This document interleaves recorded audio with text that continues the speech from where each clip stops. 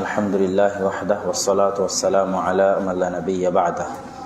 প্রশংসা আল্লাহ সুবহানাহু ওয়া তাআলার জন্য, শান্তি অবতীর্ণ হোক মুহাম্মদ সাল্লাল্লাহু আলাইহি ওয়াসাল্লামের প্রতি। আমাদের মিরপুর 12 উক্ত দাওয়াত সেন্টারে সাপ্তাহিক যে কার্যক্রম তার একটি হচ্ছে প্রতি শুক্রবার জুমার খুতবা, যা শেখ আব্দুর রাজ্জাক বিন ইউসুফ দিয়ে থাকেন, যেটি শুধু বিষয়ভিত্তিক নয়, ধারাবাহিক বিষয়ভিত্তিক।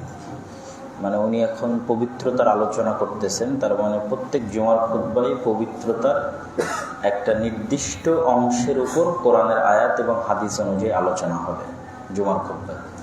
যেমন যেই দিন বিষয়বস্তু তায়াম্মুম, সেই দিন শুধু তায়াম্মুম।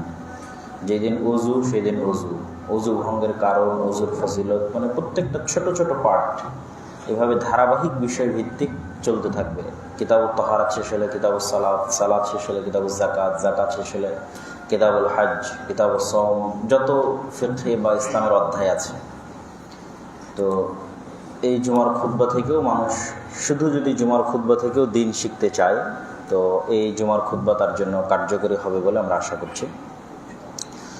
আর আজকে প্রতি শনিবার বাদ আসর কিতাব ভিত্তিক দার্স, এবং কিতাব ভিত্তিক দার্সে আমরা কিতাবুত তাওহীদ নির্ধারণ করেছি, এবং কিতাবুত তাওহীদের আজকে আমরা উপস্থিতিকে কাউন্ট করব। আপনাদের নিকটে অবশ্যই খাতা বা স্বাক্ষরের জন্য একটি খাতা যাবে, আপনারা নাম লিখবেন, স্বাক্ষর করবেন। আজকে থেকে আমরা উপস্থিতি কাউন্ট করতেছি। আজকে যারা আছে তাদেরকে আমরা প্রথম ধরে নিলাম যে তারা ভর্তি হয়েছে এই কোর্সে। এই ধরে নিয়ে আমরা কোর্সটি যাত্রা করতেছি। আর এরপরে আজকে যারা উপস্থিত হয়েছে তাদের হাজিরার ভিত্তিতেই হাজিরা হবে। পরবর্তীতে যারা আসবে তাদের জন্য তো কোর্স উন্মুক্ত, সকলের জন্যই উন্মুক্ত, কিন্তু আজকে যারা উপস্থিত হয়েছে তাদের উপস্থিতির উপর ভিত্তি করে এই কোর্সের শেষ দিন পর্যন্ত হাজিরা চলবে। এবং তাদের মধ্যেই আমরা পুরস্কার যেটি ঘোষণা করে রেখেছি ওমরা পরীক্ষার ভিত্তিতে, সেটি আজকের উপস্থিতিদের মধ্যেই নির্ধারিত হবে। আজকে যারা উপস্থিত হয়নি বা হতে পারছে না তাদের জন্য কোর্স উন্মুক্ত থাকবে, চাইলে পরীক্ষাও দিতে পারবে, কিন্তু যে সার্টিফিকেট বা যে পুরস্কার সেটি তাদের জন্য থাকবে না। তো এই জন্য আমি মনে করি আজকে যারা এখানে উপস্থিত হতে পেরেছেন তাদের সকলে আল্লাহর শুকরিয়া আদায় করা উচিত যে আল্লাহ আমাদের এখানে উপস্থিত হওয়ার তৌফিক দিয়েছে, আলহামদুলিল্লাহ। আমরা কিতাবুত তাওহীদের পরিচয়, কিতাবুত তাওহীদের পূর্ণ নাম, কিতাবুত তাওহীদের লেখকের পরিচয়, আগের দুটি ক্লাস এবং তালিবুল ইলমের কি বৈশিষ্ট্য হওয়া উচিত তা আলোচনা করেছি। আজকে আমরা সরাসরি লেখকের যে কিতাব সেই কিতাবের মধ্যে আমরা প্রবেশ করব। তো লেখক কিতাব, যেটি কিতাবুত তাওহীদের মূল মাতান, কোনো প্রকার ভূমিকা ছাড়াই। আর এটি সালাফে সালেহিনের অন্যতম একটি লেখনীর ধরন ছিল যে তারা ভূমিকা ছাড়াই বই লিখতেন। বেশিরভাগ বই আপনি পাবেন ভূমিকা ছাড়া। যেমন সহিহ বুখারী, আপনি সহিহ বুখারী যদি সরাসরি সহিহ বুখারী যেটা ইমাম বুখারী লিখেছে সেটা ক্রয় করবেন, কিছুই নাই, বিসমিল্লাহির রহমানির রহিম, ইন্নামাল আমাল বিন্নিয়াত, বাবু বাদইল ওয়াহী, মানে সরাসরি বই শুরু হয়ে যাচ্ছে। এখানে কোনো ভূমিকা নাই যে আমি এই বইটি এত তারিখে লেখা শুরু করেছি, এইভাবে বইটি লিখেছি, বইটির মধ্যে কোনো ভুল ত্রুটি হলে আপনারা ক্ষমা সুন্দর দৃষ্টিতে দেখবেন, আশা করছি বইটি অনেক মানুষের কাছে কবুলিয়ত পাবে, ডট ডট ডট, যেটা আজকের আধুনিক যুগে এসে দাঁড়িয়েছে আর কি। তো ঠিক এই কিতাবুত তাওহীদ বইয়েরও লেখক নিজে কোনো ভূমিকা লেখেননি, শুধু লেখা আছে কিতাবুত তাওহীদ, তারপরেই শুরু। তো কোরআনের যে আয়াতটি দিয়ে উনি শুরু করেছেন, এবং এই অংশের কোনো অধ্যায়ও নাই, পরবর্তী অংশগুলোতে অধ্যায় আসবে। যেমন ইমাম বুখারী রাহিমাহুল্লাহ প্রথম হাদিসে কোনো অধ্যায় দেননি, ইন্নামাল আমাল বিন্নিয়াত। তখন বহু মুহাদ্দিসিনে কেরাম লিখেছে যে এটি ভূমিকা, মানে এই হাদিসটাই কি ভূমিকা এই বইয়ের। তা আমরা যদি বলি এই বইয়ের কোনো ভূমিকা নাই, তাহলে এতটুকু বলতে পারি যে এই বইয়ের প্রথম যে অংশটুকু উনি কোনো অধ্যায় ছাড়া যে আয়াতগুলো এনেছেন বা যে হাদিসগুলো এনেছেন, এটি মূলত এই বইয়ের ভূমিকা। আর হাদিসগুলো এবং আয়াতগুলো দেখলে ওটা অনুভবও করা যায় যে তাওহীদের একটা সারমর্ম, সামারি সংক্রান্ত আয়াত এবং হাদিস উনি প্রথম অংশে নিয়ে এসেছেন কোনো অধ্যায় ছাড়া। অধ্যায় বলতে মানে হেডিং, যে কোনো একটা কিছু শুরু করার পূর্বে তো হেডিং থাকে, যে তাওহীদের প্রকারভেদ, তাওহীদের উদাহরণ। কোনো হেডিং ছাড়া উনি যে অংশটুকু এনেছেন সেটিকে আমরা ভূমিকা হিসেবে ধরে নিতে পারি। আর বইটা শুরু হয়েছে কিতাবুত তাওহীদ। কিতাব শব্দের শাব্দিক অর্থ হচ্ছে লেখা। তো কিতাব বলতে কোনো কিছুর লিখিত রূপকে বোঝায়। কাতাবা ইয়াকতুবুর শাব্দিক অর্থ হচ্ছে লেখা। আর তাওহীদ এটি আরবি ওয়াহাদা ইউয়াহিদু, কোনো কিছুকে একক করা, এই অর্থ বা এই মূল শব্দমূল থেকে নির্গত। আল্লাহ সুবহানাহু ওয়া তাআলার এককত্ব, আল আহাদ আল ওয়াহিদ, আল্লাহ সুবহানাহু ওয়া তাআলার এককত্ব বোঝানোর জন্য আমরা বাংলায় যেমন বলতেছি এক, ওটি আরবিতে বলতেছে আহাদ, ওটি ইংরেজিতে বলতেছে ওয়ান। তো সেটিকেই আরবিতে বলা হয় মাসদার। তো ফেইলকে মাসদারে রূপান্তর করে বলা হয়েছে তাওহীদ, যার আমরা অনুবাদ করতে পারি এককত্ব বা অননেস। কিতাবুত তাওহীদ এমন বই, যে বই আল্লাহ সুবহানাহু ওয়া তাআলার এককত্ব, যা আল্লাহ সুবহানাহু ওয়া তাআলা সকল ক্ষেত্রে সর্বাবস্থায় তিনি এক, না তার মতো কেউ হবে, না তার গুণাবলীর মতো কারো গুণ হবে, না তার নামের মতো কারো নাম হবে, না তার কাজের মতো কারো কাজ হবে। সকল ক্ষেত্রে তিনি একাই একক, মানে কোনো দিক থেকে তার মতো আর সেকেন্ড কোনো কিছু এক্সিস্ট করে না, কোনো দিক থেকেই না। তার নামের মতো কারো নাম না, তার গুণের মতো কারো গুণ না, তার অস্তিত্বের মতো কারো অস্তিত্ব না, তার জাতের মতো কারো জাত না, তার কাজের মতো কারো কাজ না। সকল দৃষ্টিকোণ থেকে তিনি একমাত্র একাই একক। এটিই হচ্ছে আসলে মূলত তাওহীদের বেসিক ধারণা। তো যে আয়াত দিয়ে শুরু করতেছেন, কওলুল্লাহ সুবহানাহু ওয়া তাআলা ওয়া মা খালাকতুল জিন্না ওয়াল ইনসা ইল্লা লিয়াবুদুন। এই আয়াতটি সূরা আরাফের 59 নম্বর আয়াত।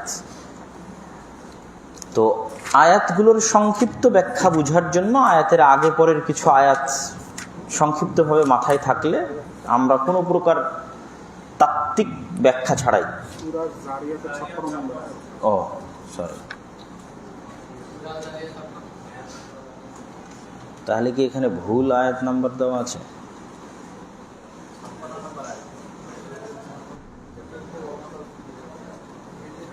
যে এখানে তাহলে ভুল দেওয়া আছে, মানে যেটা আমার সামনে আছে এখানে ভুল দেওয়া আছে। জাযাকাল্লাহ খাইর। সূরা যারিয়াত 56 নম্বর আয়াত।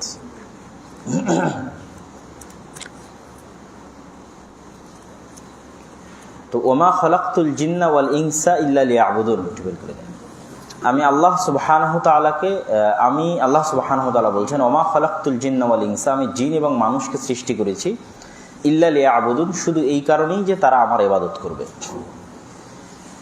জিন শব্দের শাব্দিক অর্থ হচ্ছে জান্না, ঢেকে রাখা। যেমন আল্লাহ সুবহানাহু ওয়া তাআলা কোরআন মাজিদের আরেক জায়গায় যখন ইব্রাহিম আলাইহিস সালাতু ওয়াস সালামের ঘটনা এসেছে তখন বলেছে ফালাম্মা জান্না আলাইহিল লাইলু, যখন রাত আচ্ছাদিত হয়ে গেল, মানে রাত ঢেকে নিল।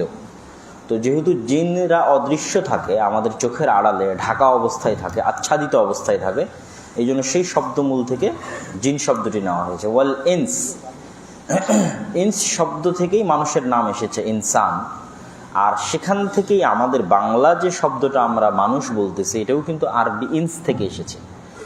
ইনসের ইসমে মাফউল হচ্ছে মানুস, সঠিক উচ্চারণ মানুস। সেটিকে আমরা পরিবর্তন করে কি বানিয়েছি? মানুষ।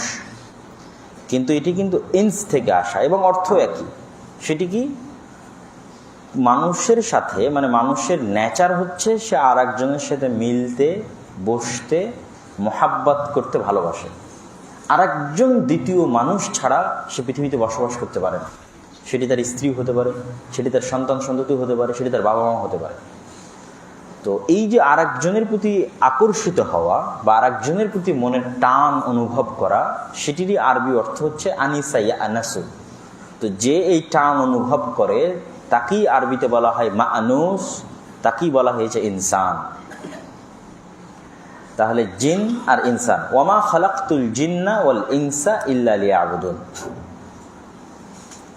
তো আমি বলেছিলাম যে এই আয়াত যে মুহাম্মদ বিন আব্দুল ওয়াহাব রাহিমাহুল্লাহ এখানে উল্লেখ করলেন, এই আয়াতটা যদি আমরা একটু ভালো বুঝতে চাই, কোনো প্রকার তাত্ত্বিক গভীর থিওরিটিক্যাল আলোচনা ছাড়াই, তাহলে আয়াতটা কোরআন মাজিদে যে জায়গায় আছে সেই জায়গার একটু আগে পরের দু একটা আয়াত পড়লেই অনেক সহজেই যে কোনো মানুষ বুঝতে পারবে আল্লাহ সুবহানাহু ওয়া তাআলা এখানে কি বোঝাচ্ছেন।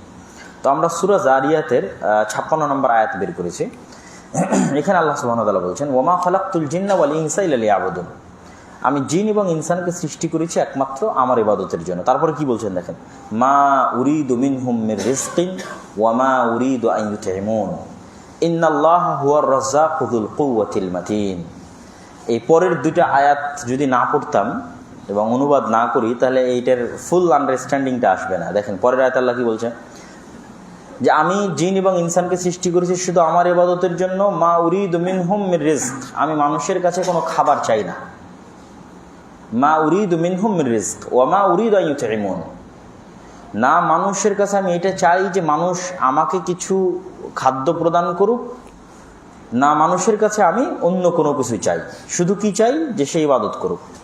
তো কেন আল্লাহ সুবহানাহু ওয়া তাআলা খাদ্য বা কোনো প্রকার সহযোগিতা চান না, সেটিও আল্লাহ সুবহানাহু ওয়া তাআলা ভেঙে দিচ্ছেন পরের আয়াতে, ইন্নাল্লাহা হুয়ার রাজ্জাকু যুল কুওয়াতিল মাতিন, কেননা আল্লাহ নিজেই খাদ্য প্রদান করেন আর তিনি মহাশক্তিশালী এবং মহা ক্ষমতাধর। তাহলে এবার আগের পরের আয়াতগুলো ধারাবাহিক মিলান, যে আল্লাহ মানুষকে সৃষ্টি করেছেন কি জন্য? এই জন্য সৃষ্টি করেনি যে মানুষ আল্লাহ সুবহানাহু ওয়া তাআলাকে কোনো সহযোগিতা করবে বা আর অন্য কাউকে, অন্য কোনো সত্তাকে প্রতিপালক মনে করে তাকে কোনো খাদ্য প্রদান করবে, যেমন হিন্দু ভাইয়েরা করে থাকে আর কি। কেননা আল্লাহ সুবহানাহু ওয়া তাআলা নিজেই খাদ্য প্রদান করেন। আর আল্লাহ সুবহানাহু ওয়া তাআলা খুব সহজে মানুষ যেটা বুঝবে সেই উদাহরণই দেন, সেই জিনিসের সাথেই যেন মানুষ খুব দ্রুত মেক সেন্স করতে পারে, ধরতে পারে, অত গভীর আলোচনায় যান না। এটি মানুষের কাছে খুব সহজ, যে বাবা মা সন্তান সন্ততিকে মানুষ করে কেন? যেন সন্তান সন্ততি বড় হয়ে বাবা মাকে খাওয়াতে পারে।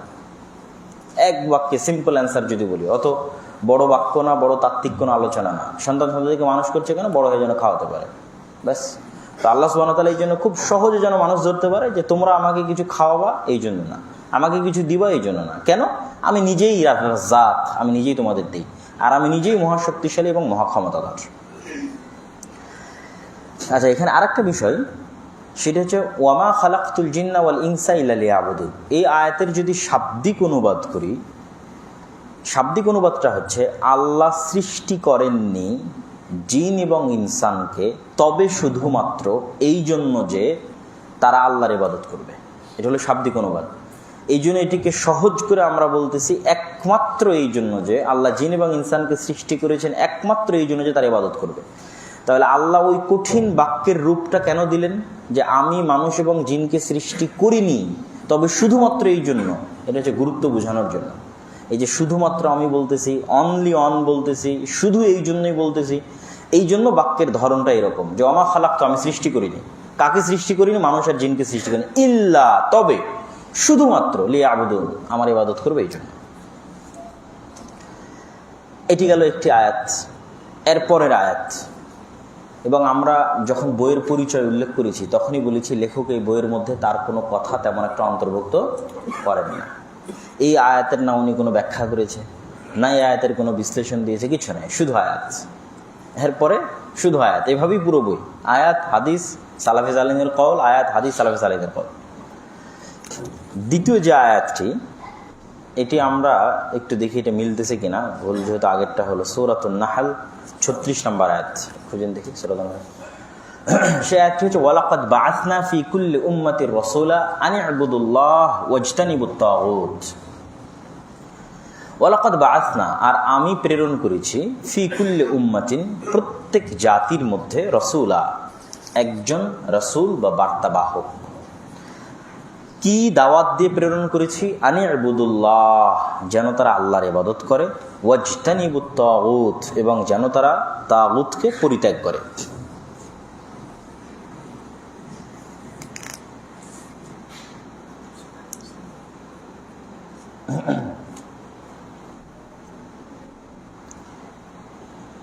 এই আয়াতের বাকি অংশ হচ্ছে, মানে আয়াত এখানে যতটুকু প্রয়োজন ততটুকু মোহাম্মদ আব্দুল ওয়াহাব রাহিমাহুল্লাহ দিয়েছেন। আয়াতের আরও বাকি অংশ আছে।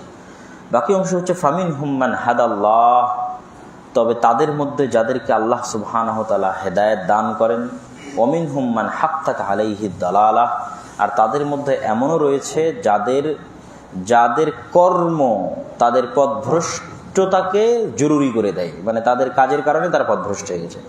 ফাসিরু ফিল আরদি ফানজুরু কাইফা কানা আকিবাতুল মুকাদ্দিবিন, অতএব তোমরা পৃথিবীতে ভ্রমণ করো এবং দেখো যারা আল্লাহ সুবহানাহু ওয়া তাআলাকে অস্বীকার করেছে, আল্লাহর আদেশকে অস্বীকার করেছে, তাদের অবস্থা কেমন। ইন তাহরিস আলা হুদাহুম, যদি তাদের আগ্রহ থাকে, যদি তোমাদের আগ্রহ থাকে যে তোমরা হেদায়েত নিবে, ফা ইন্নাল্লাহা লা ইয়াহদি মান ইউদিল্লু ওয়া মা লাহুম মিন নাসিরিন। ইন তাহরিস আলা হুদাহুম, আপনি মুহাম্মদ সাল্লাল্লাহু আলাইহি ওয়াসাল্লাম যদি আগ্রহী হন যে তাদেরকে আপনি হেদায়েত দান করবেনই, ফা ইন্নাল্লাহা লা ইয়াহদি, তো আল্লাহ সুবহানাহু ওয়া তাআলা তাকে হেদায়েত দান করেন না যে নিজে নিজেই পথভ্রষ্ট হয়ে যায়। ওয়া মা লাহুম মিন নাসিরিন, আর তাদের কোনো সাহায্যকারী নেই। এই গেল মোটামুটি এই আয়াতের সাথে সংশ্লিষ্ট, আয়াতটা পরিপূর্ণ করলাম এবং আয়াতের পরের আরও দুটি আয়াতের আমরা অনুবাদ করলাম। তো এই আয়াতের সংক্ষিপ্ত ব্যাখ্যা যদি আমরা করি, এই আয়াতে আল্লাহ সুবহানাহু ওয়া তাআলা প্রথমত তুলে ধরেছেন আগের আয়াতের সাথে সম্পৃক্ত করে, যে আগের আয়াত যেটি আমরা পড়লাম যে আল্লাহ মানুষ এবং জিনকে সৃষ্টি করেছে শুধু তার ইবাদতের জন্য, ওই একই উদ্দেশ্যে আল্লাহ মানুষ এবং জিনের কাছে নবী রাসূল পাঠিয়েছেন। তো ওই সেম একই উদ্দেশ্যে যে নবী রাসূল পাঠিয়েছেন সেটি এই আয়াতে স্পষ্ট করা হচ্ছে। ওয়ালাকাদ বাআসনা ফি কুল্লি উম্মাতির রাসূলা, প্রত্যেক উম্মত এবং জাতির মধ্যে নবী রাসূল পাঠিয়েছি ওই একই দাওয়াত, যেই জন্য আমি জিন এবং ইনসানকে সৃষ্টি করেছি, ওই একই দাওয়াত নিয়ে। সেটি কি? আনি ইবুদুল্লাহ, সেটি হচ্ছে তোমরা আল্লাহ সুবহানাহু ওয়া তাআলার ইবাদত করবে। তবে এখানে এই আয়াতে আর একটা জিনিস যুক্ত করে দেওয়া আছে, যা ওই আগের আয়াতে ছিল না। সেটি কি? ওয়াজতানিবুত তাগুত, তাগুতকে পরিহার করবে। তাগুত কি? তাগুত শব্দের শাব্দিক অর্থ হচ্ছে,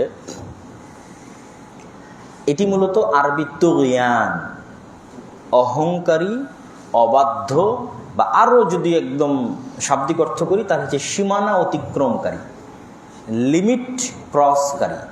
তুগয়ান শব্দের একদম নিরেট শাব্দিক অর্থ হচ্ছে যে লিমিট বা সীমানা অতিক্রম করে। আর যদি আরেকটু ভাব অর্থ বলি তাহলে যে অহংকারী, আত্ম অহংকারী। তাহলে তাগুত কিসের সীমানা অতিক্রম করে? আল্লাহ সুবহানাহু ওয়া তাআলা এখানে তাগুত বলতে কি বুঝালেন? যারা এই বইয়ের ব্যাখ্যা লিখেছেন বা অতীতের যুগের যারা মুফাসসির চলে গেছেন, তারা তাগুতের ব্যাখ্যায় লিখেছেন মা তাজাওয়াযা বিহিল আবদু হাদ্দাহু মিন মা'বুদিন আও মাতবুইন আও মুতাইন। মানুষের একটা লিমিট আছে, সেই লিমিটটা হচ্ছে মানুষ কাকে সম্মান করবে, মানুষ কার ইবাদত করবে, মানুষ কার আনুগত্য করবে। যখন মানুষ আনুগত্য করায়, সম্মান করায়, অনুসরণ করায়, অন্য কারো কথা শ্রবণ করায়, লিমিট ক্রস করে, তখনই সেটি হচ্ছে তাগুত। আমরা যদি শাব্দিক অর্থের সাথে মিলাই, তাহলে আনুগত্য করায় মানুষের লিমিট কি? সে একমাত্র কার আনুগত্য করবে? আল্লাহ সুবহানাহু ওয়া তাআলার আনুগত্য করবে। সে একমাত্র কার দাসত্ব করবে? আল্লাহ সুবহানাহু ওয়া তাআলার দাসত্ব করবে, যেটা আল্লাহ আগের আয়াতগুলোতে পরিষ্কার করেছে, তোমরা একমাত্র আমার ইবাদত করবে, একমাত্র আমার ইবাদতের জন্য তোমাদের তৈরি করা হয়েছে। তাহলে আনুগত্য করাই, সম্মান করাই, এই লিমিটটা যখন মানুষ ক্রস করে, আমি আল্লাহ সুবহানাহু ওয়া তাআলার আনুগত্য না করে আর এক মানুষের আনুগত্য করতেছি, অথবা আরো এক ধাপ অতিক্রম করে আল্লাহর অবাধ্যতায় মানুষের আনুগত্য করতেছি। একটা হচ্ছে স্বাভাবিক আমি আরেকজনের আনুগত্য করছি, আর একটা আমার সেই আনুগত্যটা আমি আল্লাহর অবাধ্যতা পর্যন্ত নিয়ে যাচ্ছি, যে আমার রাষ্ট্র বা আমার সরকার বলেছে এটি করতে হবে, তোমাকে এখানে অমুকের ছবি ঝুলিয়ে রাখতে হবে, আর আল্লাহ সুবহানাহু ওয়া তাআলা বলেছে না। তো আমি সেটি মানতেছি, আনুগত্যের লিমিট ক্রস করতেছি আল্লাহ সুবহানাহু ওয়া তাআলাকে অবাধ্য করে, আল্লাহ সুবহানাহু ওয়া তাআলার আদেশ নিষেধকে অবাধ্য করে।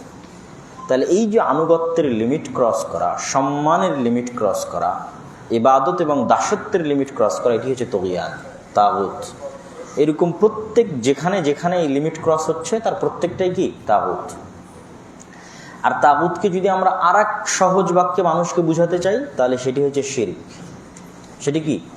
শিরক আসবে। আল্লাহ সুবহানাহু ওয়া তাআলা শিরকের কথাও বলবে, এখানে তাগুতের কথা বলছেন। কেননা যে শিরক করে সে আসলে তাগুত মানে অহংকার থেকেই লিমিট ক্রস করা থেকেই সে কি করে? শিরক করে। এই জন্য তাগুত এবং শিরক, তাওহীদের বিপরীতে যেটি যাচ্ছে সেটি তাগুত, সেটি শিরক। আল্লাহ সুবহানাহু ওয়া তাআলা এখানে তাহলে আল্লাহর আনুগত্য করতে বললেন, আল্লাহর ইবাদত করতে বললেন, তার সাথে আরো একটা জিনিস যুক্ত করে দিলেন, তাগুত পরিত্যাগ করতে হবে। মানে আল্লাহ ব্যতীত অন্য কারো আনুগত্য করা যাবে না, আল্লাহ ব্যতীত অন্য কারো দাসত্ব করা যাবে না, আল্লাহ ব্যতীত অন্য কারো প্রতি ওই সম্মান, ইবাদতের যে সম্মান, সেই সম্মান প্রদর্শন করা যাবে না। এখানে যে শব্দটা ব্যবহার করেছে কোরআনের আয়াতে সেটা হচ্ছে ওয়াজতানিবু। আরবিতে কোনো কিছু পরিত্যাগ করার জন্য আরো একটি আরবি আছে, তারাকা ইয়াতরুকু, মানে ছেড়ে দেওয়া। তো যারা আরবি ভাষাবিদ তারা এখানে লিখেছেন যে তারাকা ইয়াতরুকু মানে স্বাভাবিকভাবে ছেড়ে দেওয়া, যে ঠিক আছে আমি এটা করলাম না। আর ওয়াজতানিবু মানে আমি তার ধারে কাছেও গেলাম না। ওয়াজতানিবু তাগুতের যদি আমরা প্রকৃত অর্থ করতে চাই তাহলে তোমরা তাগুতের ধারে কাছেও যেও না। তাগুতকে পরিত্যাগ করো, বাদ দাও, এটি নয়, তাগুতের ধারে কাছেও যেও না। যদি শুধু বাদ দেওয়ার কথা হতো তাহলে আরবি আর একটা শব্দ ইউজ করা যেত, সেটি আল্লাহ সুবহানাহু ওয়া তাআলা করেননি। তিনি ব্যবহার করেছেন ওয়াজতানিবু, মানে তার ধারে কাছেও তোমরা যেও না। এবং এই ধরনের কথা আল্লাহ সুবহানাহু ওয়া তাআলা আরও কয়েকটি ক্ষেত্রে প্রয়োগ করেছে, যেমন মদের ক্ষেত্রে প্রয়োগ করেছে, ইয়া আইয়ুহাল্লাযীনা আমানু, হে ইমানদারগণ তোমরা মদকে, ইন্নামাল খামরু ওয়াল মাইসিরু ওয়াল আনসাবু ওয়াল আজলাম রিজসুম মিন আমালিশ শাইতান ফাজতানিবু, তোমাদের জন্য মাদক দ্রব্য, তারপরে জুয়া, তারপরে মূর্তি, এগুলো হারাম করা হয়েছে, এগুলো সব শয়তানের অস্ত্র, ফাজতানিবু, তোমরা ধারে কাছেও যেও না। জেনার ক্ষেত্রে আল্লাহ সুবহানাহু ওয়া তাআলা বলেছেন তোমরা জেনার ধারে কাছেও যেও না। তাহলে তাগুতকে শুধু পরিত্যাগ করতে হবে না, বরং তাগুতের ধারে কাছেও যাওয়া যাবে না। তৃতীয় আয়াত। তাহলে কিতাবুত তাওহীদ শুরু হওয়ার পর লেখকের নিজস্ব কোনো কথা নাই, কোনো ভূমিকা নাই, সরাসরি আয়াত দিয়ে শুরু হয়েছে। প্রথম আয়াত কি? আল্লাহ আমাদেরকে সৃষ্টি করেছে শুধু আল্লাহ সুবহানাহু ওয়া তাআলা ইবাদত করার জন্য। দ্বিতীয় আয়াত কি? আমি প্রত্যেক উম্মতের মধ্যে এই উদ্দেশ্য নিয়ে রসুল পাঠিয়েছি যে আমার ইবাদত করতে হবে, সৃষ্টি করেছি আমার ইবাদতের জন্য, আর এই একটা দাওয়াত নিয়ে প্রত্যেক উম্মতের মধ্যে রসুল পাঠিয়েছি। ওখানে আরেকটা বাক্য যুক্ত হলো ওয়াজতানিবু তাগুত, আমার ইবাদত করতে হবে এবং আমার বাদে যা আছে সেগুলো সবগুলোর ধারে কাছেও যাওয়া যাবে না। তৃতীয় আয়াত, ওয়াকাদা রাব্বুকা আল্লা তা'বুদু ইল্লা ইয়াহু ওয়া বিল ওয়ালিদাইনি ইহসানা। এটি সূরা ইসরার 23 নম্বর আয়াত, একটু এখান থেকে বের করে দেন। ওয়াকাদা রাব্বুকা, আর আল্লাহ সুবহানাহু ওয়া তাআলা ফয়সালা করেছেন,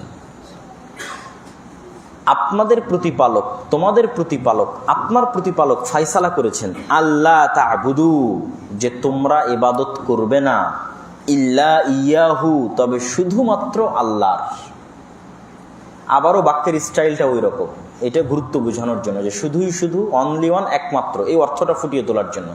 সেটি কি? লা তা'বুদু, তোমরা ইবাদত করবে না, দরকার নেই ইবাদত করার, দাসত্ব করার। তবে যদি মনে করো করবে, ইল্লা ইয়াহু, তাহলে শুধু কার? আল্লাহ সুবহানাহু ওয়া তাআলা।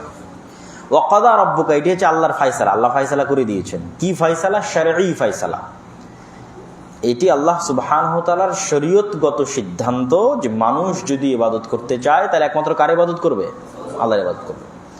দ্বিতীয় আল্লাহ সুবহানাহু ওয়া তাআলার ফয়সালা সিদ্ধান্ত হচ্ছে ওয়াবিল ওয়ালিদাইনি ইহসানা, পিতা মাতার সাথে ভালো ব্যবহার করবে।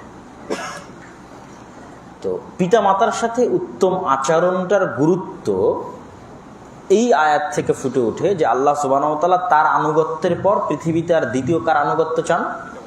পিতামাতার আনুগত্য চান। যতক্ষণ না পিতামাতার আনুগত্য আল্লাহর আনুগত্যের বিরুদ্ধে না যাচ্ছে।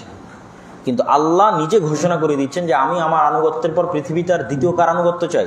মানুষ তার পিতামাতার আনুগত্য করবে। তো ওই প্রথম আয়াত যে আয়াতটা আমরা শুরু করেছিলাম, ওমা খালাকতু, আমি সৃষ্টি করেছি, তো আমি সৃষ্টি করেছি, আমারই ইবাদত করতে হবে। আর আল্লাহ যাদের ওসিলা, যাদের মাধ্যমে সৃষ্টি করেছেন, কাদের মাধ্যমে সৃষ্টি করেছেন? পিতা এবং মাতার মাধ্যমে সৃষ্টি করেছেন। যেহেতু আল্লাহ মূল সৃষ্টিকর্তা, সেহেতু আল্লাহ একমাত্র হক রাখেন আনুগত্য পাওয়ার। আল্লাহ যেই মাধ্যমে সৃষ্টি করেছেন সেই মাধ্যমও আমাদের উপরে ইহসান, দয়া, এই জন্য তারাও হক রাখেন তাদের কি পাওয়ার? আনুগত্য পাওয়ার। আচ্ছা, এই আয়াতে, এটি সূরা ইসরার 21 নম্বর আয়াত। আয়াতের আগে পরে কি আছে একটু দেখি। ওয়াকাদা রাব্বুকা আল্লা আচ্ছা, এই আয়াতের আগ থেকে একটু পড়ি, কেন আগের কথাগুলো একটু মিলে আর কি। লা তাজআল মা'আল্লাহি ইলাহান আখার ফাতাকউদ মাযমুমান মাখদুলা। আয়াত নাম্বার 22, আয়াত নাম্বার 22 যেটি এখন পড়তেছি, এরপরের আয়াত 23 সূরা ইসরা। লা তাজআল মা আল্লাহি ইলাহান আখার, তোমরা আল্লাহ সুবহানাহু ওয়া তাআলার সাথে দ্বিতীয় কোনো ইলাহকে মিশ্রিত করিও না, সংমিশ্রণ করিও না, দ্বিতীয় কোনো ইলাহ বানায় না আল্লাহ সুবহানাহু ওয়া তাআলার সাথে। ফাতাকউদা মাযমুমান মাখযুলা, যদি তোমরা এটি করো তাহলে তোমরা অত্যন্ত আফসোস করবে এবং অত্যন্ত অপমানিত হবে। ওয়াকাদা, আর তোমাদের প্রতিপালক ফায়সালা করেছেন, আল্লাহ তা'বুদু, যে তোমরা ইবাদত করবে না তবে শুধুমাত্র আল্লাহর, ওয়াবিল ওয়ালিদাইনি ইহসানা, আর পিতামাতার সাথে ভালো ব্যবহার করবে। ইম্মা ইয়াবলুগান্না ইনদাকাল কিবার আহাদুহুমা, যদি তোমাদের নিকট পিতামাতার দুইজনের কেউ বার্ধক্যে পৌঁছে যায়, মানে সন্তানের জীবদ্দশায় পিতামাতার কেউ যদি সন্তানের কাছে বার্ধক্যে পৌঁছে যায়, আও কিলাহুমা, অথবা পিতামাতার উভয়ই তোমাদের নিকটে বার্ধক্যে পৌঁছে যায়, ফালা তাকুল্লাহুমা উফিন, তাহলে তোমরা তাদের সাথে উফ এতটুকু পর্যন্ত শব্দ উচ্চারণ করবে না। ওয়ালা তানহারহুমা, তাদেরকে ধমক পর্যন্ত দিবে না। ওয়াকুল্লাহুমা কাওলান কারীমা, আর তাদের সাথে অত্যন্ত নম্র, ভদ্র, নরম ভাষায় কথা বলবে। ওয়াখফিদ লাহুমা জানাহাদ দুল্লি মিনার রাহমা, আর তাদের জন্য তোমাদের দয়ার যে ডানা, তোমাদের মধ্যে যত দয়া সম্ভব তোমাদের অভ্যন্তরে, সেই দয়ার ডানা তাদের জন্য বিছিয়ে দিবে। ওয়াকুর রব্বির হামহুমা কামা রব্বায়ানি সাগীরা, আর আল্লাহর কাছে দোয়া করবে, হে আল্লাহ আপনি আমাদের পিতা মাতার উপর সেইভাবে দয়া করুন যেভাবে তারা ছোটবেলা আমাদেরকে লালন পালন করেছিলেন এবং আমাদের প্রতি দয়া করেছিলেন। ধারাবাহিক আয়াত। সম্মানিত উপস্থিতি, তো যতটুকু দরকার ছিল ততটুকু মোহাম্মদ বিন আব্দুল ওয়াহাব রাহিমাহুল্লাহ বইয়ের মধ্যে উল্লেখ করে দিয়েছেন, আর বাকিটুকু এই আয়াতের আগের এবং পরের যে অংশগুলো আছে সেগুলো আমরা কোরআন থেকে তুলে ধরলাম। সেখানে সারমর্ম দাঁড়ালো আল্লাহ সুবহানাহু ওয়া তাআলা তার ইবাদত, তার আনুগত্য চান, আর দ্বিতীয়ত আল্লাহ সুবহানাহু ওয়া তাআলার পরে অত্যন্ত গুরুত্ব দিয়ে পিতামাতার আনুগত্যের কথা তুলে ধরেছেন। অনেকগুলো বাক্য আল্লাহ এখানে বলেছেন, অনেকগুলো বাক্য। এক, পিতামাতার সাথে ভালো ব্যবহার করবে, পিতামাতাকে উফিন, মুহাদ্দিসগণ লিখছেন যে তাআফিফ হচ্ছে কর্কশ ভাষার সর্বনিম্ন স্তর, এবং উদাহরণ দিতে গিয়ে তারা এভাবে তুলে ধরেছেন যে তাআফিফ বা উফিন কর্কশ ভাষার সর্বনিম্ন স্তর মানে কিরকম, যে উফিনের মাসদার হচ্ছে তাআফিফ, এটা আমি আরবিতে বলতেছি আর কি। কোরআনে আছে উফিন, মানে উফিন বলা, এটির আরবি হচ্ছে তাআফিফ। উফ বলা, এটির অর্থ হচ্ছে তাআফিফ। যে আমরা এমনি যখন পরস্পরে কথা বলি, আপনার কোনো কর্মচারী বা আপনার কোনো স্টাফ আপনাকে এসে একটা কথা, রাখো তো, রাখো, বাদ দাও, এটা দরকার নেই, এই যে ধুর আহ, এই যে একটা শব্দ উচ্চারণ করে তার প্রস্তাবটা আমি ফেলে দিলাম বা বাদ দিলাম, এই জিনিসটা কিন্তু কেউ কখনো খারাপ আচরণ মনে করে না। যখন আমার এবং আপনার মধ্যে ফ্রেন্ডশিপ হয় বা যখন অফিসে বস থাকে, স্টাফ থাকে, বাদ দেন তোর কথা, এইটাকে কিন্তু কেউ কখনো খারাপ আচরণ মনে করে না। এই স্তরটাকে বলা হয়েছে আরবিতে উফিন, যে পিতামাতার সাথে কখনো এই লেভেলের আচরণও করা যাবে না। ওয়ালা তানহারহুমা, তাদেরকে ধমক দিবে না, তাদের সাথে খুব নরম ভাষায় কথা বলবে, তাদের জন্য তোমার রহমতের যত ডানা আছে সকল ডানা বিছিয়ে দিবে, তাদের জন্য দোয়া করবে ওয়াকুর রব্বির হামহুমা কামা রাব্বায়ানি সাগীরা। বেরা 5টা বা 6টা বক্তব্য একই সাথে ধারাবাহিকভাবে আল্লাহ উল্লেখ করেছেন। আচ্ছা, তারপরের আয়াত, চতুর্থ আয়াত, ওয়া'বুদুল্লাহ ওয়া লা তুশরিকু বিহি শাইআ, সূরা নিসার 36 নম্বর। দেখেন তো মিলে নাকি? ওয়া'বুদুল্লাহ ওয়া লা তুশরিকু বিহি শাইআ, তোমরা আল্লাহ সুবহানাহু ওয়া তাআলার ইবাদত করবে, ওয়া লা তুশরিকু বিহি শাইআ, আর আল্লাহর সাথে কাউকে শরীক করবে না। এই আয়াতটা এতক্ষণ পর্যন্ত যত আয়াত আমরা পড়লাম তার মধ্যে কোন আয়াতের সাথে বেশি মিলে? ওয়াজতানিবুত তাগুত। কোন আয়াতের সাথে বেশি মিলে? ওয়াজতানিবুত তাগুত। মানে দুটো অংশই যেখানে উল্লেখ করা হয়েছে, এক, ইবাদত হবে আল্লাহর, আর আল্লাহ ব্যতীত অন্য কারো ইবাদত হবে না। এই আয়াতেরও কিন্তু সেম অর্থ, ও আবুদুল্লাহ, আল্লাহর ইবাদত হবে, ওয়ালা তুশরিকু বিহি শাইআ, আর আল্লাহর সাথে কারোর সাথে শরীক হবে না। আচ্ছা, এই আয়াতটা যেখানে আছে সেখানেও পূর্ণ আয়াতটা আমরা পড়ি, আয়াতটা অনেক লম্বা, পূর্ণ আয়াতটা পড়ি। ওয়া'বুদুল্লাহ ওয়া লা তুশরিকু বিহি শাইআ, তোমরা একমাত্র আল্লাহর ইবাদত করো, ওয়া লা তুশরিকু বিহি শাইআ, আল্লাহর সাথে কাউকে শরীক করিও না।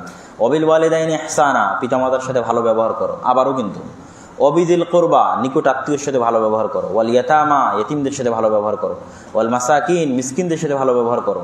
ওয়াল জারিদিল কুরবা, নিকট আত্মীয়দের মধ্যে যে প্রতিবেশী তার সাথে ভালো ব্যবহার করো। ওয়াল জারিল জুনুব, নিকট আত্মীয় নয় কিন্তু তোমার বাড়ির পাশে থাকে, তার সাথে ভালো ব্যবহার করো। ওয়াস সাহিবি বিল জামব, তোমার সাথে উঠা বসা করে, তোমার সাথে চলে, অফিসে, স্টাফে, কর্মস্থলে, তার সাথে ভালো ব্যবহার করো। ওয়াবনিস সাবিল, পথিকের সাথে ভালো ব্যবহার করো। ওয়ামা মালাকাত আইমানুকুম, তোমাদের অধীনস্থ স্ত্রী, দাসী, কর্মচারী, কর্মকর্তা, তাদের সাথে ভালো ব্যবহার করো। ইন্নাল্লাহা লা ইউহিব্বু মান কানা মুখতালান ফাখুরা, আল্লাহ সুবহানাহু ওয়া তাআলা অহংকারী, খারাপ ব্যবহার আচরণকারীকে পছন্দ করেন না।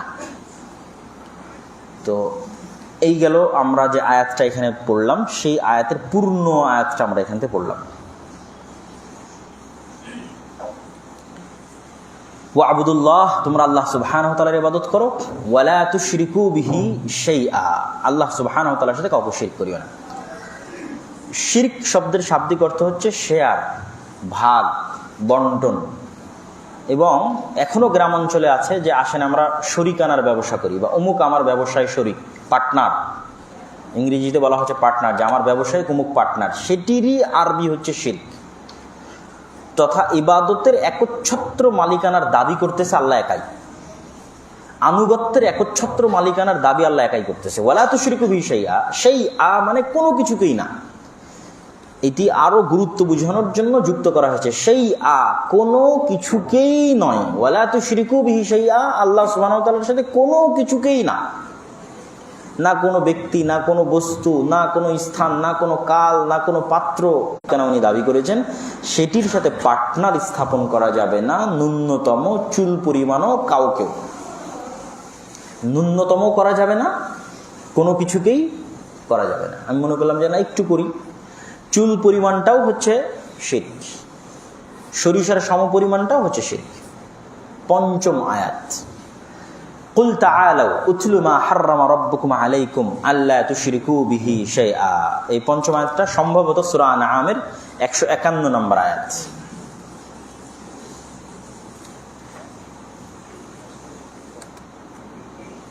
এই আয়াতে আল্লাহ সুবহানাহু ওয়া তাআলা বলছেন, কুল, হে নবী আপনি বলুন, তাআলাউ, হে আহলে কিতাবরা, হে নাসারারা, হে ইহুদিরা, হে হিন্দুরা, মানে যত তাওহীদপন্থীবাদে যত মানুষ আছে সবকে বলুন, তাআলাউ আসো। আমরাও বলতে পারি আমাদের মুসলমানদের মধ্যে যত ফেরকা আছে, যত বাতিল ফেরকা, আপনি শিয়ার কথা বলেন, কাদিয়ানির কথা বলেন, ঠিক আছে, কবর পূজারি, মাজার পূজারি, বেদাতি, যার কথাই বলেন, সবাইকে আপনি এটা বলতে পারেন। আল্লাহ নবী যেহেতু বলেছে, আল্লাহ নবীকে যদি আল্লাহ বলতো তাআলাউ আসো, উতলু পড়ো, কোরআন থেকে পড়ো, হাদিস থেকে পড়ো, যে হিন্দু ধর্মগ্রন্থ সে বেদ থেকে পড়ো, যে খ্রিস্টান সে ইঞ্জিল থেকে পড়ো, বাইবেল থেকে পড়ো, ওল্ড টেস্টামেন্ট, নিউ টেস্টামেন্ট থেকে পড়ো, ইহুদিরা তওরাহ থেকে পড়ো, আর মুসলমানদের মধ্যে যারা বাতিল ফিরকার অংশ আছে তারা কোথায় থেকে পড়ো? কোরআন থেকে পড়ো। উতলু, তেলাওয়াত করো। কত নাম্বার বলেছিলাম এটা? 151 নাম্বার, জি পেয়েছি।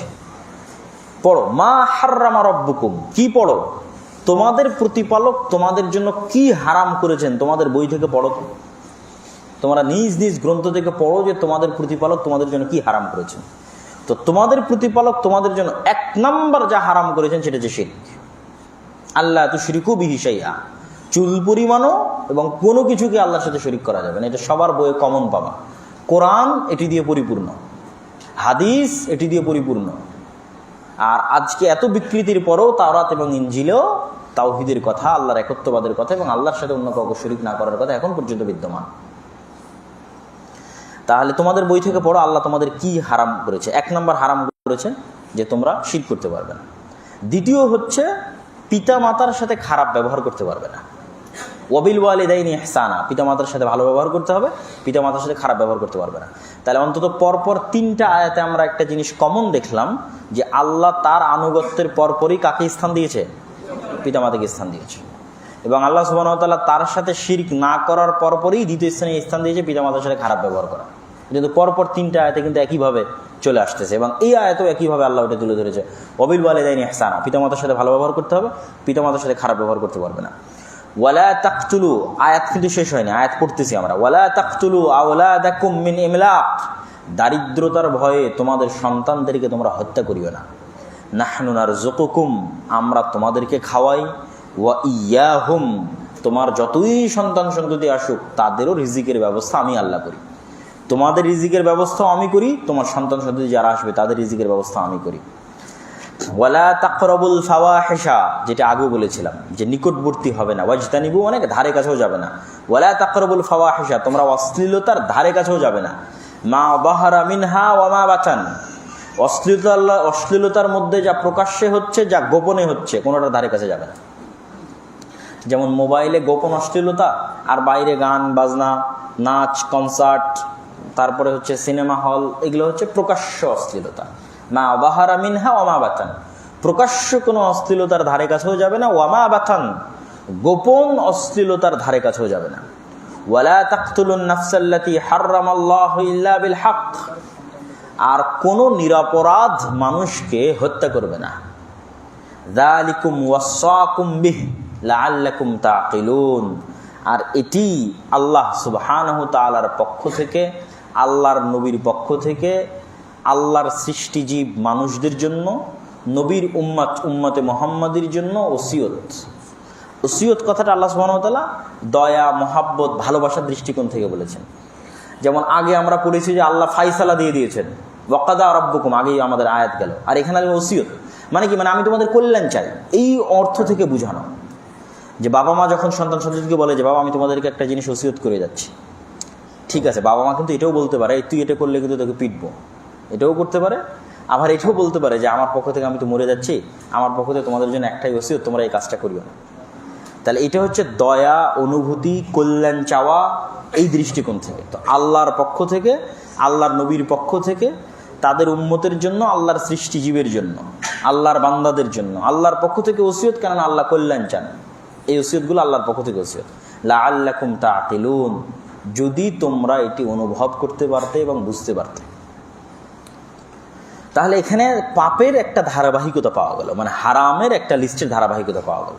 যে পৃথিবীতে যদি আমরা, যদিও ধারাবাহিকতা একটু কম বেশি হতে পারে, আরও অনেক হাদিস, আরও লিস্ট আছে, কিন্তু এই কোরআনের ধারাবাহিকতায় দেখা গেল যে 1 নম্বর বড় অপরাধ শিরক, 2 নম্বর বড় অপরাধ পিতামাতার সাথে খারাপ ব্যবহার করা, পিতামাতার অবাধ্য হওয়া, 3 নম্বর বড় অপরাধ নিজের সন্তানকে হত্যা করা।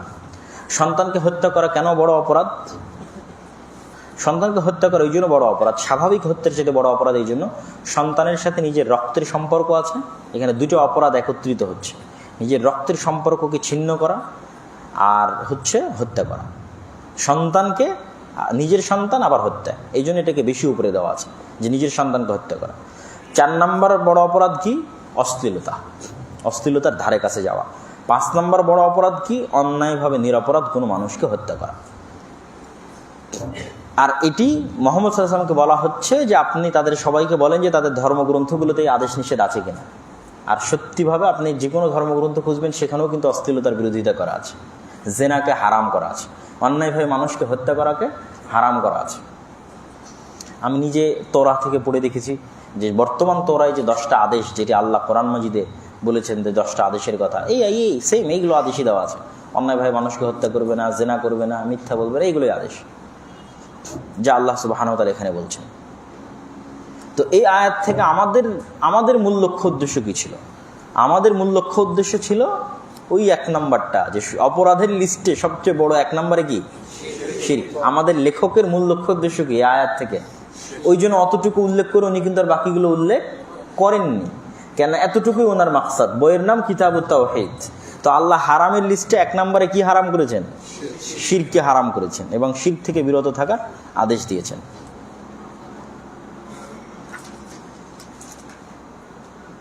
আচ্ছা, আয়াত এখানেই শেষ। সরি, এই আয়াতের ধারাবাহিকতা শেষ হয়নি। এই আয়াতের সাথে সংশ্লিষ্ট আরও একটা আয়াত আছে যেটি এটির সাথে সংশ্লিষ্ট, ওটাও অনুবাদ করে দিই, তাহলে পুরো পিকচারটা ক্লিয়ার হবে। ওয়ালা তাকরাবু মালাল ইয়াতীম ইল্লা বিল্লাতী হিয়া আহসান, আর তোমরা এতিমের সম্পদের নিকটবর্তী হবে না, হাত্তা ইয়াবলুগা আশুদ্দাহ, যতক্ষণ না ইয়তীম প্রাপ্তবয়স্ক হয় এবং নিজের সম্পদ বুঝে না নেয়।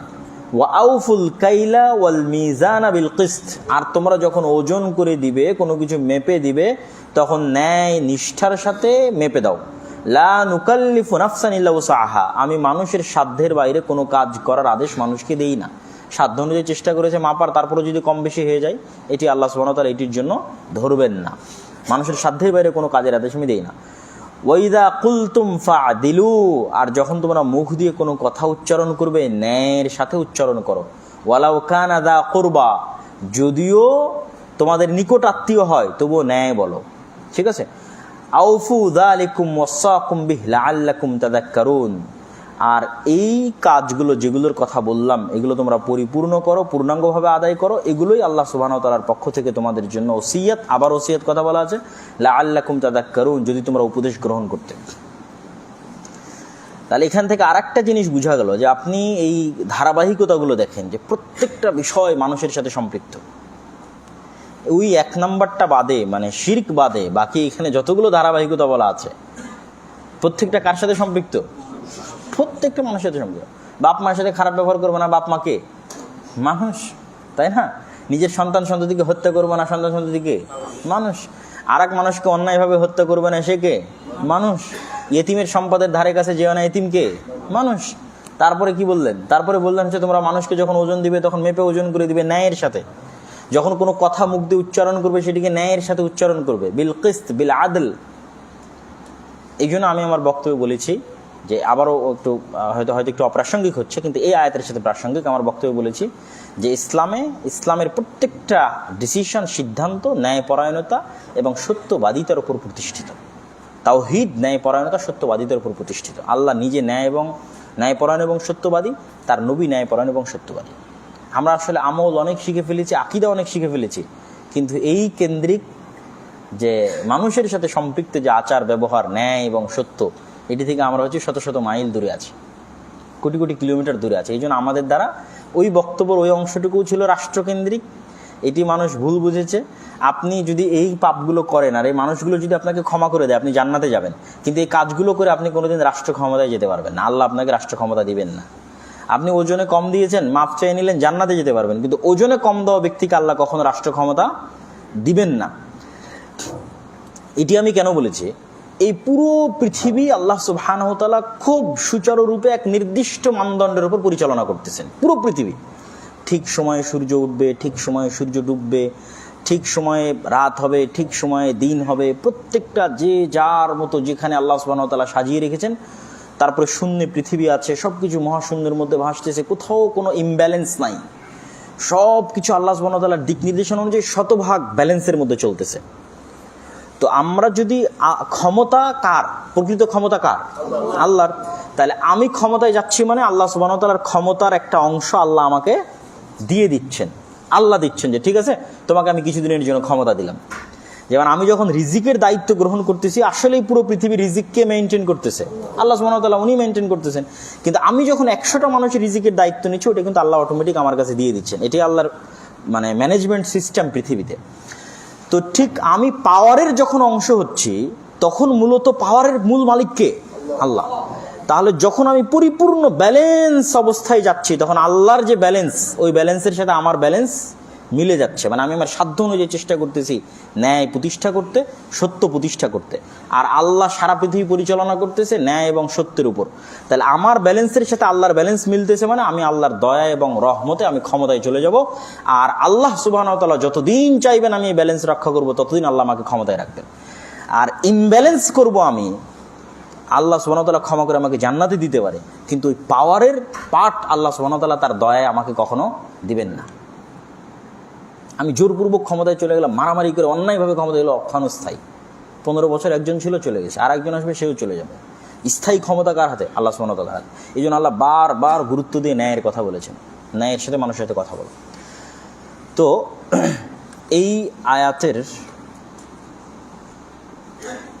মোটামুটি তাহলে ধারাবাহিক কয়টা আয়াত আমরা আলোচনা করলাম? 5টা, তাই না? 5টা আয়াতের প্রথম আয়াত ছিল আল্লাহ আমাদেরকে সৃষ্টি করেছেন একমাত্র তার ইবাদতের জন্য। দ্বিতীয় আয়াত ছিল এই উদ্দেশ্যে সকল নবী রাসূলকে পাঠিয়েছেন। আর তৃতীয় আয়াত কি ছিল? এটা স্মরণ করেন তো। যে না, শুধু আয়াতের মূল প্রথম অংশটুকু। হ্যাঁ, ওয়াকাযা রাব্বুকা, তোমরা আল্লাহ ব্যতীত অন্য কারো ইবাদত করিও না। তার আগে হচ্ছে যে ঠিক আছে, আল্লাহ ছাড়া কারো ইবাদত করিও না। তারপরে হচ্ছে আল্লাহ হারামের লিস্টে 1 নম্বরে লিখেছেন শিরককে। আর মাঝখানে আরেকটা ছুটে গেছে, ওয়াবুদুল্লাহ ওয়া লা তুশরিকু বিহি শাইআ, তোমরা আল্লাহর ইবাদত করো এবং শিরক করিও না। ঠিক আছে। তো এই সারমর্মগুলো মনে রাখতে হবে, যে বেশি বিশ্লেষণ মনে রাখার দরকার নেই। যে 5টা আয়াত পড়লাম, এই 5টা আয়াতের যে সামারি, সেই সামারিটা মাথায় রাখতে হবে। আয়াতের ধারাবাহিকতা শেষ, এবার হাদিস। ক্বালা ইবনু মাসউদ, আব্দুল্লাহ বিন মাসউদ রাদিয়াল্লাহু তাআলা একটা হাদিস উল্লেখ করা হচ্ছে। আব্দুল্লাহ বিন মাসউদ রাসূল সাল্লাল্লাহু আলাইহি ওয়াসাল্লামের একজন সাহাবী, এবং আব্দুল্লাহ বিন মাসউদ রাদিয়াল্লাহু তাআলা সাইজে একটু খাটো ছিলেন, কিন্তু জ্ঞানের দিক থেকে তিনি অনেক গভীর জ্ঞানের অধিকারী ছিলেন, এবং অধিক পরিমাণ যারা হাদিস বর্ণনা করেছে তাদের মধ্যে একজন আব্দুল্লাহ বিন মাসউদ রাদিয়াল্লাহু তাআলা। তিনি রাসূল সাল্লাল্লাহু আলাইহি ওয়াসাল্লামের পরবর্তীতে দীর্ঘদিন যাবৎ কুফায় অবস্থান করেছেন, এবং কুফাতেই তিনি তার দার্স পরিচালনা করেছেন, কুফাতেই তিনি তার হাদিস পাঠ, তাফসির সব কিছু পরিচালনা করেছেন। এই জন্য তার ছাত্ররা বেশিরভাগ হচ্ছে কুফার অধিবাসী। যেমন তার প্রসিদ্ধ যারা ছাত্র, তাদের মধ্যে যদি যেমন আলকামার কথা যদি বলি, বা আলকামার ছাত্র ইব্রাহিম নাখঈর কথা যদি বলি, তারা সবাই এই ধারাবাহিকতাটা হচ্ছে কুফার ধারাবাহিকতা।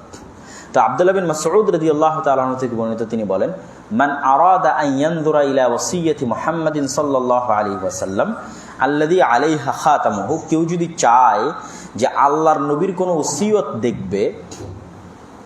দেখবেন শিয়াদের মধ্যে একটা প্রবণতা আছে যে আল্লাহর নবী নাকি ওসিয়ত করেছেন, বা ওসিয়ত করতে চেয়েছিলেন, বা করতে দেওয়া হয়নি, তো ওই দৃষ্টিকোণ থেকে আব্দুল্লাহ বিন মাসউদ রাদিয়াল্লাহু তাআলা বলছেন যে মানুষ যদি দেখতে চায় যে আল্লাহর নবী মৃত্যুর পূর্বে কোনো ওসিয়ত, যে ওসিয়তের উপর তার সিল মারা আছে, স্বাক্ষর মারা আছে, এরকম কোনো ওসিয়ত দেখতে চায়, তাহলে অন্য কোথাও যাওয়ার দরকার নেই, কোরআনের এই আয়াতটা যেন পড়ে। কোন আয়াতটা? যে 2টা আয়াত আমরা শেষ করলাম, যে 2টা আয়াতের লাস্টে আল্লাহ বলেছে এগুলো আল্লাহর পক্ষ থেকে কি ওসিয়ত। তো যেটা আল্লাহর ওসিয়ত সেটা 100% কার ওসিয়ত? মুহাম্মদ সাল্লাল্লাহু আলাইহি ওয়াসাল্লামের ওসিয়ত, রাসূল সাল্লাল্লাহু আলাইহি ওয়াসাল্লামের ওসিয়ত। তো এই জন্য আব্দুল্লাহ বিন মাসউদ এই আয়াত 2টার গুরুত্ব তুলে ধরার জন্য বলছেন, এবং ওই জন্যই এই আয়াত 2টার গুরুত্ব তুলে ধরার জন্য কিতাবুত তাওহীদের লেখক আব্দুল্লাহ বিন মাসউদের এই কথাটা এখানে দিয়েছে। সেটি কি? কেউ যদি আল্লাহ রাসূলের ওসিয়ত দেখতে চায় যেখানে আল্লাহ রাসূলের সিল মারা আছে, তাহলে এই আয়াত 2টা যেন পড়ে। আল্লাহ সুবহানাহু ওয়া তাআলার পক্ষ থেকে, আল্লাহ রাসূলের পক্ষ থেকে ওসিয়ত। ইলা কওলিহি ওয়া আন্না হাযা সিরাতি মুস্তাকিমা ফাত্তাবিউহু ওয়া লা তাত্তাবিউস সুবুল। তাহলে কি আরো ছিল নাকি?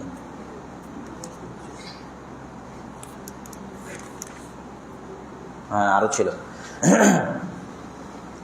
যে আয়াত পর্যন্ত আব্দুল্লাহ বিন মাসউদ রাদিয়াল্লাহু তাআলা এই আয়াতটা টেনে নিয়ে গেছেন, মানে আমরা তো শুরু করলাম যে তোমরা আসো, আমরা আমাদের কথা মিলাই, ধর্মগ্রন্থ থেকে পড়ি, আল্লাহর সাথে শিরক করবো না, ইত্যাদি ইত্যাদি বলতে বলতে শেষ হলো কোথায় গিয়ে? শেষ হলো হচ্ছে যে তোমরা যখন মুখ দিয়ে কথা উচ্চারণ করবে, ন্যায়ের সাথে উচ্চারণ করবে, এটি আল্লাহর ওসিয়ত।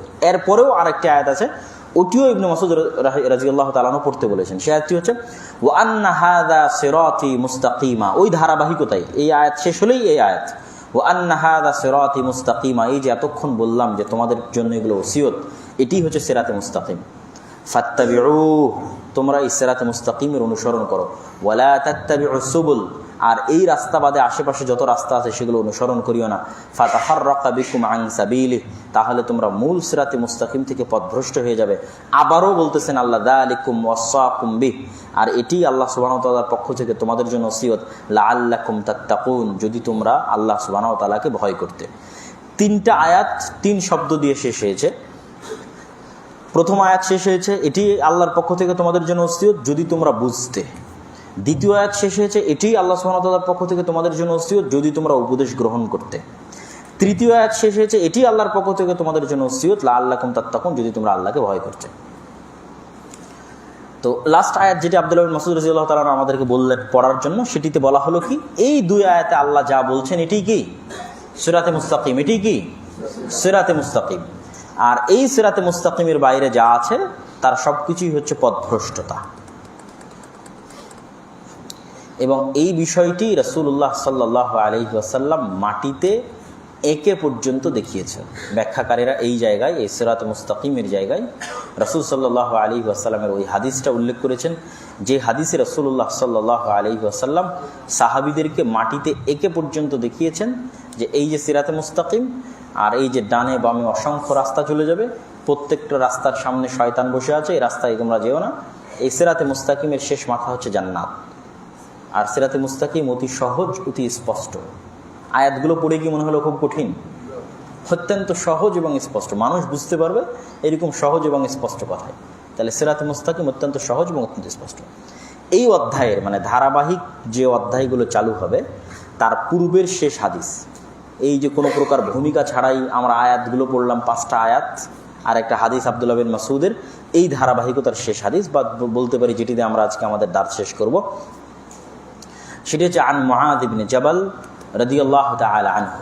মুআয বিন জাবাল রাদিয়াল্লাহু তাআলা থেকে তিনি বলেন, কুনতু রাদিফান নবী সাল্লাল্লাহু আলাইহি ওয়াসাল্লাম আলা হিমারিন, আমি একদা রাসূলুল্লাহ সাল্লাল্লাহু আলাইহি ওয়াসাল্লামের সাথে গাধার পিঠে তার পিছনে বসেছিলাম। ফাকালা, এখানে একটা কথা এমনি মাথায় আসলে এই জন্য বলি, আমাদের সমাজে যেমন সাইকেল চালানো, যে আমি আব্দুল্লাহ আপনার মিরপুর 12তে সাইকেল চালাচ্ছি, আপনার একটু কেমন ফিল হবে যে আব্দুল্লাহ ভাই সাইকেল চালাচ্ছে, তো তৎকালীন যুগে উট এবং ঘোড়ার তুলনায় গাধাটা ছিল এরকম একটা যানবাহন। আমি মনে হয় বুঝাতে পারছি আর কি। তো যেটি রাসূল সাল্লাল্লাহু আলাইহি ওয়াসাল্লামের নম্রতা এবং ভদ্রতার প্রমাণ বহন করে, যে তিনি এটা পরোয়া করতেন না যে আমাকে ঘোড়াতেই উঠতে হবে, মানে আমাকে গাড়িতেই উঠতে হবে বা আমাকে উঠেই উঠতে হবে, যেটা হাতের কাছে পাওয়া গেছে। গাধা হাতের কাছে পাওয়া গেছে, তো গাধায় উঠে গেছেন। গাধার পিঠে মুআয ইবনে জাবাল এবং রাসূল সাল্লাল্লাহু আলাইহি ওয়াসাল্লাম বসে আছেন। ফাকালা ইয়া মুআয আতাদরি মা হাক্কুল্লাহ আলাল ইবাদ, মুআয তুমি কি জানো আল্লাহর হক বান্দার উপরে কি? ওয়া মা হাক্কুল ইবাদ আলাল্লাহ, আর বান্দার হক আল্লাহর উপরে কি? আমি বললাম আল্লাহ ওয়া রাসূলুহু আ'লাম, আল্লাহ এবং তার রাসূল ভালো জানেন। তখন রাসূলুল্লাহ সাল্লাল্লাহু আলাইহি ওয়াসাল্লাম বললেন, ফা ইন্না হাক্কাল্লাহি আলাল ইবাদি আন ইয়াবুদুহু ওয়া লা ইউশরিকু বিহি শাইআ, আল্লাহর হক বান্দার উপরে হচ্ছে বান্দারা আল্লাহর ইবাদত করবে আর আল্লাহর সাথে কাউকে শরীক করবে না। ওয়া হাক্কুল ইবাদ আলাল্লাহ, আর বান্দার হক আল্লাহর উপরে হচ্ছে যে বান্দারা যদি আল্লাহর সাথে কাউকে শরীক না করে আর তাওহীদের অনুসরণ করে, তাহলে বান্দাদের হক হচ্ছে আল্লাহর উপরে যে আল্লাহ তাদেরকে শাস্তি প্রদান করবেন না। এটি হচ্ছে বান্দার হক আলোচনা করবে। তখন মুআয ইবনে জাবাল বললেন, ইয়া রাসূলুল্লাহ আফালা উবাশশিরুন নাস, এত বড় কথা, বান্দার হক আল্লাহর উপরে, যে বান্দা দাবি করবে যে আল্লাহ আমাকে শাস্তি দিবেন না যদি আমি শিরকে লিপ্ত না হই আর আল্লাহর ইবাদত করি, তো এই সুসংবাদটা আমি মানুষকে দিয়ে দিই। তখন রাসূলুল্লাহ সাল্লাল্লাহু আলাইহি ওয়াসাল্লাম বললেন, লা তুবাশশিরহুম, এই সুসংবাদ তুমি মানুষকে দিও না, ফায়াত্তাকিলু, তখন মানুষ বাকি সকল কাজ আমল সব কিছু পরিত্যাগ করবে আর এটি নিয়েই বসে থেকে যাবে। তা আপনার মনে হতে পারে যে আল্লাহ নবী বলতে নিষেধ করলেন, তাহলে আমার পর্যন্ত হাদিস আসলো কীভাবে? তো তাই না, প্রশ্ন যৌক্তিক না? তো এই ধরনের অসংখ্য হাদিস পাবেন তাওহীদের ফজিলতে। এটি শুধু মুআয বিন জাবালের সাথে না, আবু হুরায়রা রাদিয়াল্লাহু তাআলার সাথে পাবেন, আরও এরকম কয়েক সাহাবীর সাথে সেম কনসেপ্টে হাদিস পাবেন, যেখানে রাসূল সাল্লাল্লাহু আলাইহি ওয়াসাল্লাম বলছেন, না ঠিক আছে তোমরা এটি মানুষকে বলিও না। এরকম আছে যে ব্যক্তি লা ইলাহা ইল্লাল্লাহ বলবে সে জান্নাতে চলে যাবে, কিন্তু আল্লাহ নবী যদি জেনা করে তবুও, যদি চুরি করে তবুও, এইরকম অনেক হাদিস পাবেন যে হাদিসগুলো লাস্টে বলা আছে না এটা তোমরা মানুষকে বলিও না। আসলে বহু ব্যাখ্যা এই পয়েন্টের মুহাদ্দিসিনে কেরাম করেছে। আমি আজকেও দেখতেছিলাম যে কে কী লিখেছেন আগের যুগে চলে যাওয়া মুহাদ্দিসরা। সামারি যেটা বেশি যৌক্তিক মনে হয়, যে যতক্ষণ ইসলামের সকল বিষয়গুলো পরিপূর্ণভাবে না এসেছে, অস্পষ্ট যখন পরিপূর্ণভাবে সকল বিষয়গুলো চলে এসেছে, তখন এটি বলাতে কোনো সমস্যা নেই। যে আল ইয়াওমা আকমালতু লাকুম দীনাকুম ওয়া আতমামতু আলাইকুম নি'মাতি, আজকে থেকে ইসলামের সকল বিধিবিধান কি পরিপূর্ণ, মানে মানুষের কাছে এখন পরিষ্কার, পুরো দিনটা এখন পানির মতো পরিষ্কার যে কিভাবে বিচার হবে। বিচার কিভাবে হবে? আমি যদি শিরক মুক্ত থাকি জান্নাতে যাব, কিন্তু আমার অন্য গুনাহের আযাব আমাকে অবশ্যই জাহান্নামে ভোগ করতে হবে। মানুষের সাথে সংশ্লিষ্ট আযাব, যেমন কোরআনে মানুষের সাথে সংশ্লিষ্ট যেগুলো দেখলাম, এগুলো যদি অমান্য করি, আল্লাহ যদি ক্ষমা না করেন, মানুষ যদি ক্ষমা না করে, আমি শুধু তাওহীদপন্থী হয়ে ফার্স্ট চান্সেই জান্নাতে যেতে পারবো। জাহান্নামের শাস্তি ভোগ করে সেটি পরিশোধ হওয়ার পর আমি জান্নাতে যেতে পারবো। যখন এই পুরো পিকচারটা ক্লিয়ার হয়ে গেছে, তখন এই হাদিস বলায় কোনো সমস্যা নাই। আর যখন এই পুরো সকল বিধিবিধান যখন পরিষ্কার ছিল না, তখন এই একটা অংশ নিয়ে মানুষ ব্যস্ত হয়ে যাবে যে আমাকে আর তাহলে কিছু করা লাগতেছে না, আমি তাহলে কোনো আমল আখলাক কিছু করবো না, আমি শুধু বলবো লা ইলাহা ইল্লাল্লাহ, বাস আল্লাহর সাথে কাউকে শরীক করবেন, তাহলে তো আমি জান্নাতে চলে যাবো। এই জন্য ওই সময় রাসূলুল্লাহ সাল্লাল্লাহু আলাইহি ওয়াসাল্লাম সাহাবীদেরকে ওই পরিবেশের আলোকে, ওই পরিপ্রেক্ষিতের আলোকে এটি বলতে নিষেধ করেছেন।